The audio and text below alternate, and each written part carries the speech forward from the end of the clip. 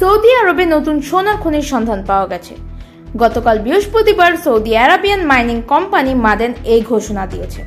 কোম্পানির এক বিবৃতিতে বলা হয়, সৌদি আরবের মক্কা অঞ্চলের একাধিক স্থানে সোনার নতুন খনির সন্ধান পাওয়া গেছে। এগুলি কোম্পানিটির বিদ্যমান মানসুরা মাসারা সোনার খনির দক্ষিণে অবস্থিত।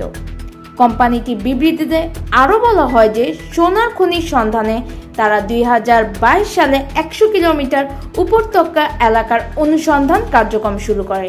এই অনুসন্ধানে প্রথমবারের মতো সোনার মজুদ আবিষ্কৃত হলো। সংগৃহীত নমুনা বিশ্লেষণে নতুন খনিতে উচ্চ মানসম্পন্ন সোনা থাকার ইঙ্গিত পাওয়া গেছে। জরিপের ফলাফলের আলোকে কোম্পানিটি 2024 সালে মানসুরা মাসারা এলাকা ঘিরে ব্যাপক খনন কাজ চালানোর পরিকল্পনা নিয়েছে।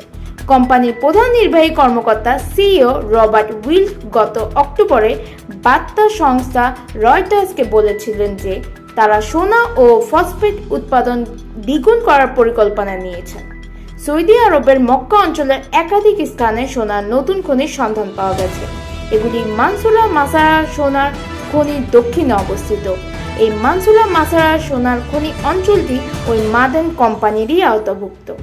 মাদানের তরফ থেকে এটা বলা হয় যে 2022 সালে সোনার খনির সন্ধানে তারা 100 কিলোমিটার উপত্যকা এলাকার অনুসন্ধানের কাজ শুরু করেছিল, আর প্রায় 2 বছরের মাথায় তারা নতুন সোনার খনির সন্ধান পায়।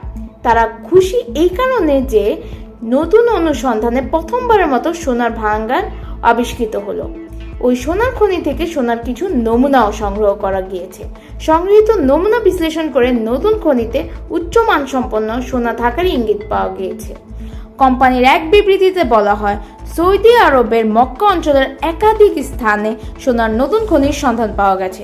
এগুলি কোম্পানিটির বিদ্যমান মানসুরা মাসারা সোনার খনির দক্ষিণে অবস্থিত।